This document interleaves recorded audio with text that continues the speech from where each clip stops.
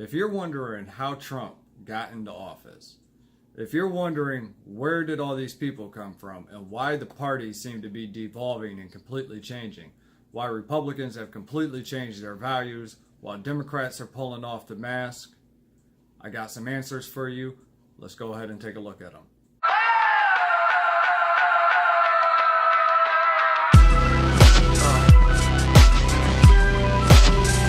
What is going on in the world? And a lot of people are wondering that, and it's not just foreign policy, it's domestic policy.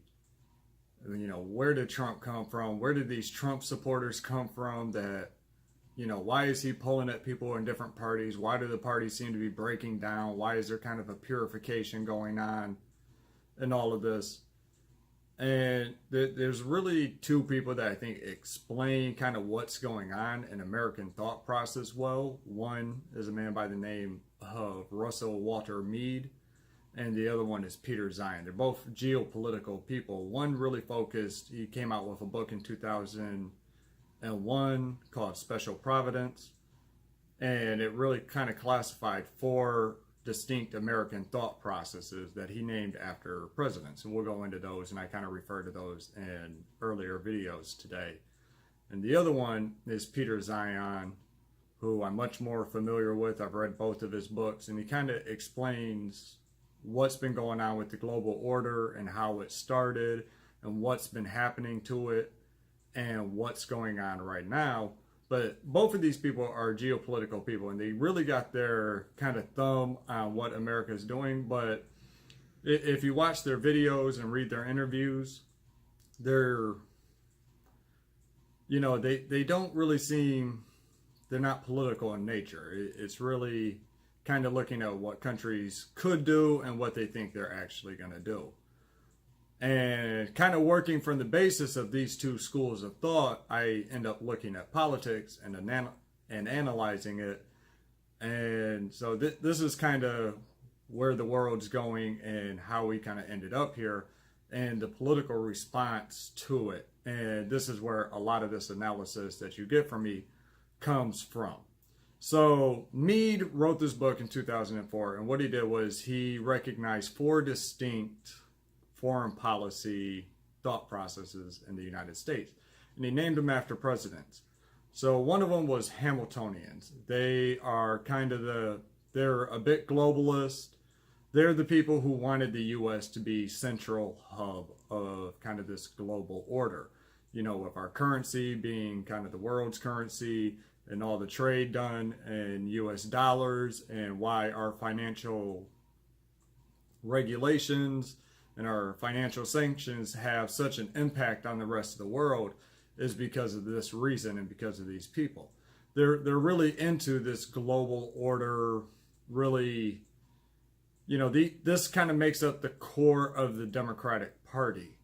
And these were the people who replaced Britain as kind of the world's financial hub and trade hub.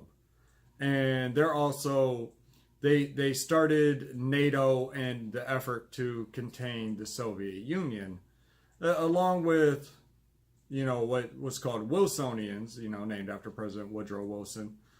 And these were also kind of globalists. And these have really been the backbone of Republican and Democrat policy, and why we feel like it was really going into this same area, why Republicans and Democrats really didn't seem to matter, because it kind of come from the same thought process. They both want global orders. And your neocons, the George Bushes, putting it into today's political terms, were kind of these thought process of a Wilsonian, as I understand Mead's writings, where they were the people who thought if you spread democracy throughout the world, if you spread American values throughout the world, everything will work itself out and we would have peace in our time. Where the Hamiltonians, which were more, I guess, on the Democratic side, they wanted to be the central hub of this kind of global order. And then there's two other schools of thought that I really think this is where the Trump uprising came from. So the other two schools of thought are Jacksonian and Jeffersonian. And your Jacksonians are really the Trump, or what's kind of forming the base of Trump support, kind of the main block per se, even though I'm sure he's grabbing votes from the other schools of thought. These are the people that believe we should pull back. These aren't the problems of our world. The only time we should be military involved is if somebody attacks us. And what they've essentially, the Wilsonians have kind of hijacked that and used the threat of the Soviet Union to kind of sell this idea of military involvement. But Jacksonians are the type of people who are World War II type people. We don't want to be involved. And if we're going to be involved, we don't want to do all this, a bomb here and there, small tactics. We want to go in, wipe them out. We want to leave. We don't want to be in Afghanistan for 17 years. We don't want to be in Iraq for 15 years. And the fact that we don't get anything out of it, it makes it even worse. And these are the people who saw strains in the system. But as a whole, a Jacksonian or a Trump supporter, or a lot of Trump supporters, they weren't really politically motivated. They're not really this giant political entity. What it is, and this is why I believe a lot of it has also been called the silent majority through the years, and you hear me talk about them quite a bit, is that they come out when they feel that the nation is under threat. In World War II, they came out. After 9/11, they came out. And we're extremely patriotic. And every time you hear people talk about the Jacksonians, if you go look it up, they'll talk about symbolism and everything that we believe that the left has really been tearing down over the years. That's the Jacksonian culture. Who does immigration and all this globalism affect? The Jacksonians. These are people who are going to live more in the rural areas. They're going to be your blue-collar factory workers. These were the people that were affected by kind of the cosmopolitan, city-dwelling, what we call the elites now, the Wilsonians and the Hamiltonians and their school of thought, kind of the elite Republican and Democrats in today's school of thought or terminology, where the Jacksonians and the Trump supporters and the Jeffersonians, which are libertarians. And if you want to look at political identities to kind of get an idea of a Jacksonian, look at Tom Cotton. He actually is a big fan of Meade, and he talks to Meade, and he really identifies with the Jacksonian point of view. And if you're looking at a Jeffersonian, look at Rand Paul a little bit more. They're the small government people, the more libertarian, and these are kind of the school of thoughts. But both of them don't really want to be involved in foreign policy unless we're either getting something out of it or somebody threatened us. But we're also not the type of people who do things by half measures and then want to rebuild these countries afterwards to be an American's image. To be honest, we just don't care. It's not our job. It's their job to fix their own countries. It's the regional powers to keep control of their territories. It's not our job to be involved. Where the elites over the last few years have been building this kind of global order, tearing down borders and things. But the American Constitution strictly kind of really hems in what they can do. So to do this, they need to make the Constitution pliable. So you get liberal judges, you get people who are just going to kind of make law in the courts, and you really get these, kind of liberal policies, but they need America to be flexible. So I think this is actually why you have seen what I call a manufactured civil rights, kind of this victim identity, victim politics that has come up, because they need to attack the system. They need it broken down so that they can rebuild it into this global order. You can't do it in the current system, but as long as the Jacksonians and the Jeffersonians are really at this kind of core, they're not going to allow it. And immigration was the wake-up call, because, and Meade talks about this and called the Jeffersonian Revolt that I was listening to on Audible, where he talks about when immigration comes in, the Jacksonians and the Trump supporters, these are the people who are kind of taking those jobs. They're not going to the cities and they're not becoming stockbrokers.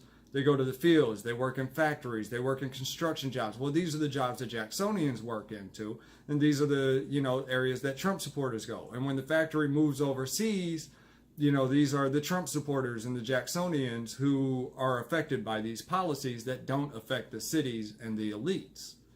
Well, with the introduction of immigration, and you've heard many times that they say the whole point of immigration is eventually for the votes, for the elites. And if you actually kind of look at some Latin America Hispanic societies, you really have this cultural divide of elites and the people. And there's a lot of people who support the elites, and for a host of reasons that I'm not going to get into in this video. But, they expect these people to vote for, most of them we believe would vote for Democrats. So that's why we believe that the Democrats are putting them in. But what that would do is marginalize what the Trump supporters. And you've essentially you've taken a group of people who essentially are the viciousness of American society. When World War II happened, we were the people who wanted to wipe them out. When the Soviet Union was going and we were working in NATO and other groups to contain them, these are the people who go, we could probably take them. Instead of doing all this, why don't we just take them?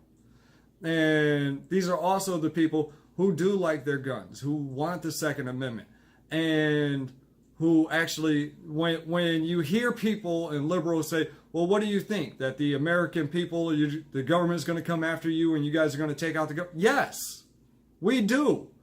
We look at it and go, hey, there's more guns in this country than people for 350. An army of 100 million people will take down any government. An army of 50 million people would take down the government. So, yes, these are the people who feel like the Second Amendment is really an escape clause. That if the government starts overrunning their bounds, that this is a standing army. These are the people that, you hear that Japan looked at invading mainland United States, but kind of, I don't know if they thought better of it or put it on hold. The story I always heard was they kind of took into calculation how many Americans with guns there were in the country and how difficult it was going to be to fight their way through the country.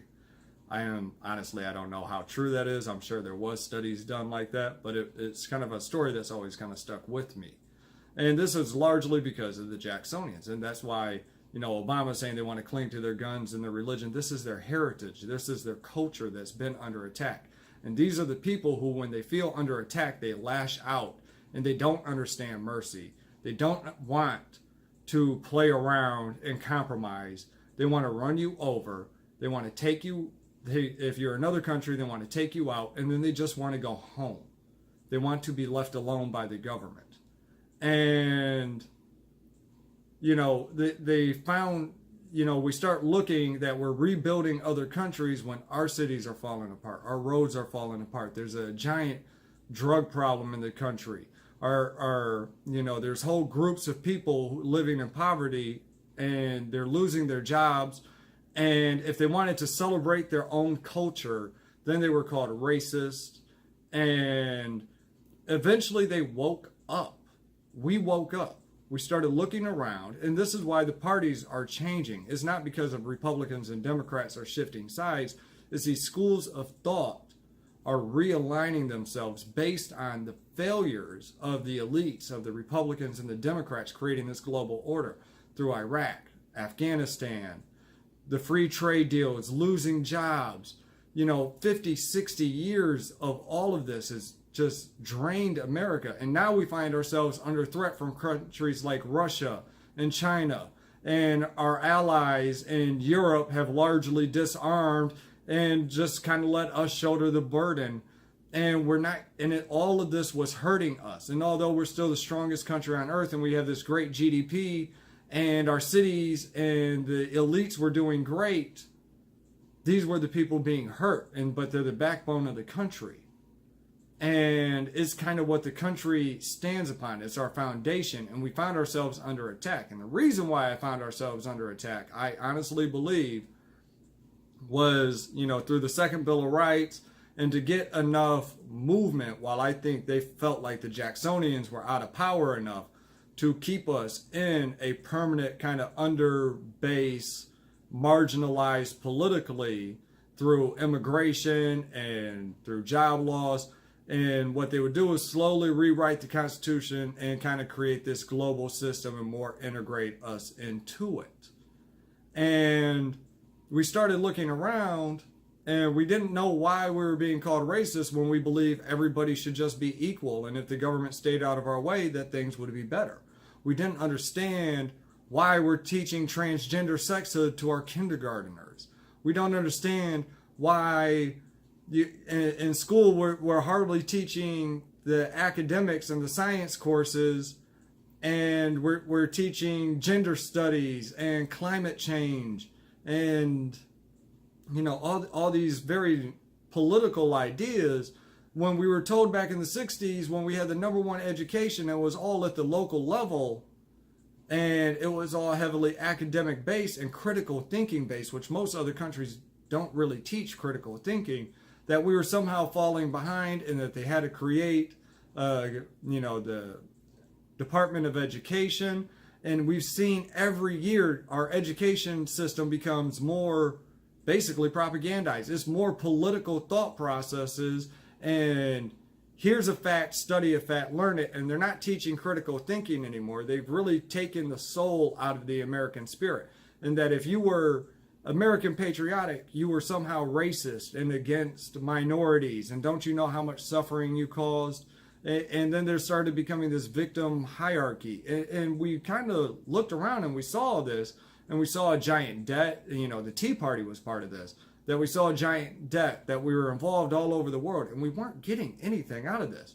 So we looked around, we looked at all these failures that the elites had caused, that these Wilsonians and Hamiltonians and the Bushes and the Obamas of the world had really caused to our country in name of this kind of global connectivity and global order, and we're all the same and no culture is above one another.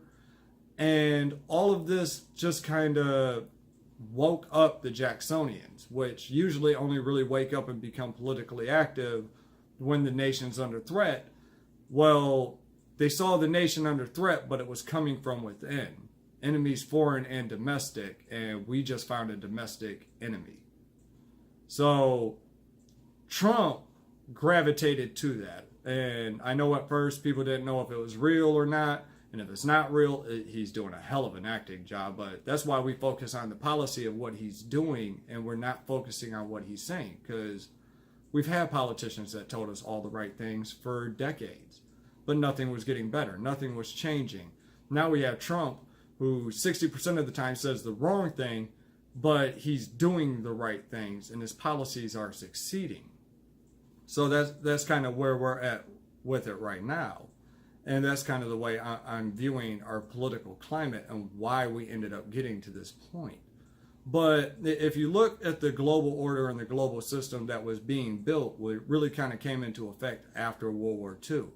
So after World War II, and this was really kind of a summary of Peter Zeihan's, a summary of his books. I've read both of his books. I would highly recommend them. And he gives great talks. You can go and look at them on YouTube. So this is going to be kind of a summary of those. After World War II, the United States kind of called Bretton Woods, where we set up this global order, where we guaranteed free trade. We were going to secure the world. And basically, we bribed the world. We'd give you loans. We'd give you complete access to our markets. Everything that World War II was fought on, we were going to give to Europe. We were going to give to Japan. All they had to do was help us contain the Soviet Union. And this was kind of the foundation that NATO and these alliances were all built on. And we eventually peeled off China in the 60s to kind of enter this global community against the Soviet Union. Well, as time went on, all these countries became super connected. They built up off of the United States loans and off of free trade deals that were very favorable to them. Well, they never renegotiated those deals, or they did to help them advance further, and the United States, to basically bribe them into this alliance against the Soviet Union, created all these lopsided trade deals that they had no incentive to ever change. And that's where Trump comes in and says, these are the worst trade deals I've ever seen. Well, they were intentionally built that way. They were intentionally built to be disproportionate over to them to help our allies. It was a giant bribe to get them to help us fight the Soviet Union. Then the Soviet Union collapses. And this grand policy of the United States that worked, and the whole world became interconnected except for a few countries, and one of those few countries, oddly enough, was the United States. Apparently, by percentage of GDP, we were about the third to fifth least connected country in the world, and a third of it is energy, and a third of it is Canada and Mexico. So if we pulled out of the whole world trade, it really wouldn't be a giant impact. People would be hurt. So what we view is that Trump's trade policies don't really hurt America all that much in comparison to the other countries. Trump is right in that fact. We're just not that connected to the rest of the world. And as long as we keep trade with Mexico and Canada, and with the shale industry and our oil industry now becoming, we're actually exporting, we've become the largest producer of oil in the world again, that we have that security from oil, and there's really no need for us to be in the rest of the world. Why are we maintaining a system that, when we look at our enemies now, and really our adversaries of China, Iran, and Russia, these are countries that we have built up, that we have essentially been bribing and trying to enter to this global community. Well, now they want to flex their muscle and take that global community more or less from us. And when the Jacksonians and the Trump base looked at the world and saw this, we go, how did we get here? How did these enemies get so strong? And then we found out that we did it. So Trump is going through trying to correct all of this. And this global system, we just haven't been paying attention to it for 30 years. It's been dying of neglect, and it's come to a point where it's getting ready to collapse. And that's what Peter Zeihan goes in to say is kind of led us up into now. And if you go past that into his other books and what he feels coming is, you have three different wars potentially that could come. In Iran, Saudi Arabia, kind of Japan and China and the Southeastern Asian countries would kind of get into a naval war for trade routes to the Middle East for oil. And, Russia will kind of push into Western Europe to kind of secure its borders, because Russia is a dying country. And a lot of this is demographically driven. The world has been getting older. The birth rates have been falling through much of the developed world. And really all these countries are going to be top heavy financially. You're going to have more retirees than people working, and their economies, these financial crises in Europe and China, are only going to be getting worse because of this. So the U.S. is going to basically have standoff power, and we're pulling back because of the Trump base. And if we continue on this path, essentially what we're going to do is pull back just as this world order is collapsing. And we are going to get into battles when we choose. And as long as nobody really messes with us, we're probably not going to get all that involved unless it benefits us directly. So Trump's trying to renegotiate these deals, and he's trying to build up NATO because I believe he sees something like this coming. And that's why I really support, even though he's critical of our adversaries, he's trying to get them moving. He's trying to get them to build up his defenses. He sees the threat from Russia and says, why are you paying them money? Why are you not building up your defenses? You're paying your adversaries. And that's what we've all been doing for, between 50 and the last 30 years. We've been paying our adversaries to build up and fight against us. And they're getting to the point where they're thinking they're strong enough to start challenging us. And people woke up to this. And this is where American foreign policy is at the middle. And the people who are coming into effect, the Jacksonians and the Trump base, are basically saying, let them. It doesn't affect us. It doesn't bother us. Stop this. Stop trying to integrate us. Let's seal the border. This whole nonsense that no culture is above another. Yeah, when you're talking about the overall American culture between the black community and the white community and the Asian community and the Indian community and all these different groups, yeah, it is very Americanized culture. But are you going to tell me that the white Christian culture of America is no better than ISIS? Or when the American diplomatic system compared to China, where they do facial recognition software and they pull you off the streets for political dissidents. Even if Trump is talking about you and insults you in the media and calls you the enemy of the people, he's not throwing you in jail. You're not being killed. So to equate the two is asinine. And this is kind of where we've seen American politics going, and that's why you've had this revolt going on. So that's part of the way that I view the world and kind of the breakdown of this global order and why it's happening kind of in regards to the Trump base. And we'll actually get into this more in the future. This was just kind of a quick summary video of it and really where my point of view comes from on these and how I think American politics are going. And I really feel like, to tie it into the elections in the first part of this video, that's the purification of the parties. Is we're actually pulling away from these two schools of thoughts, the Wilsonians and the Hamiltonians, and more into the Jacksonians. But for this, you can't really view it on party, though. Although the Trump supporters more Jacksonians, there's going to be some. These are the Bernie Sanders supporters that voted for Trump. They had more in common with Trump than they had for Hillary Clinton. And people would think, Bernie's so far left, he's so far a Democrat. How can we really get into, or why would his people vote for Trump? Because it's more of a school of thought on where our focus should be and what we're doing. This isn't a Republican and Democrat. These are schools of thought inside the United States that are realigning, and we're having a shift in power. So go ahead and check out Peter Zeihan. Go ahead and check out Walter Mead and his works and interviews, and see how they kind of fit in with kind of your view on things. And I don't think you'll be disappointed. So go ahead, like and share this page and this video. Check me out on Twitter. I'm McCain Jr. for latest news and kind of my thoughts on things throughout the day. And go ahead and check out on my Patreon page. So I hope you guys all have a good day.